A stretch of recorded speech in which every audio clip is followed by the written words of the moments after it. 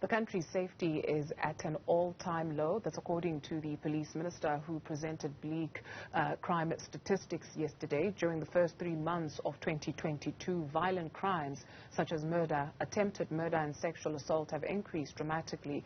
The latest statistics have again brought to the fore the issue of police readiness in the fight against crime. For more on this and to at least get the perspective from the police, we're joined by the Police and Prison Civil Rights Union spokesperson, Mr. Richard Mamabolo. Thank you very much for availing yourself this morning, sir. Maybe let's just get perspective in terms of what it is that some of your members are faced with on a daily basis.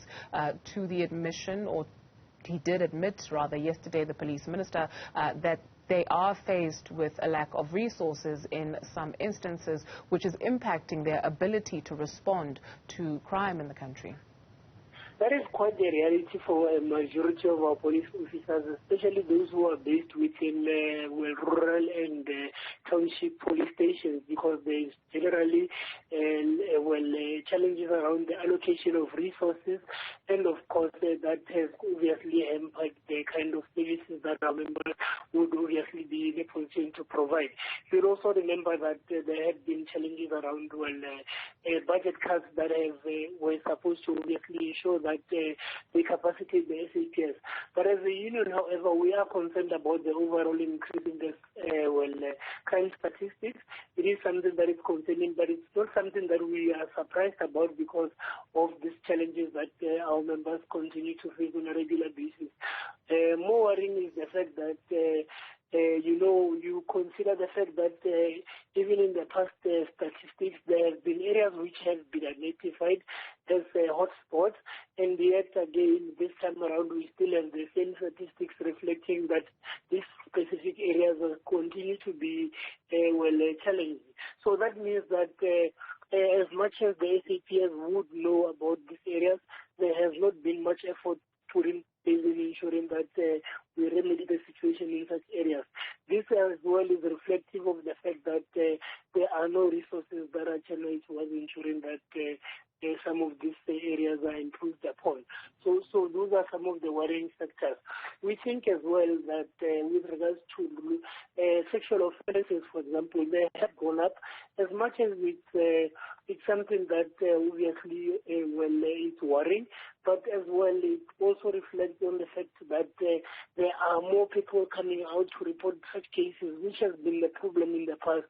And I think in this instance, this creates conditions wherein perpetrators can then be held accountable.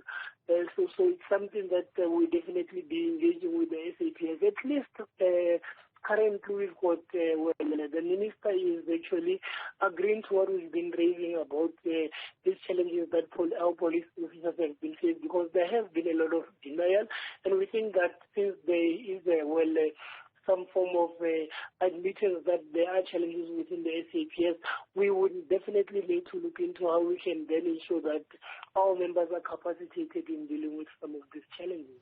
Mr. Mamabolo, what then does this say about the morale among members of the police force? We spoke to the South African Policing Union on the channel, and they indicated that staff morale is quite low.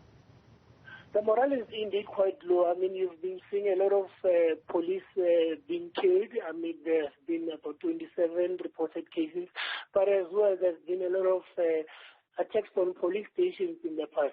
And the levels of the suicide rates amongst our members as well are quite appalling.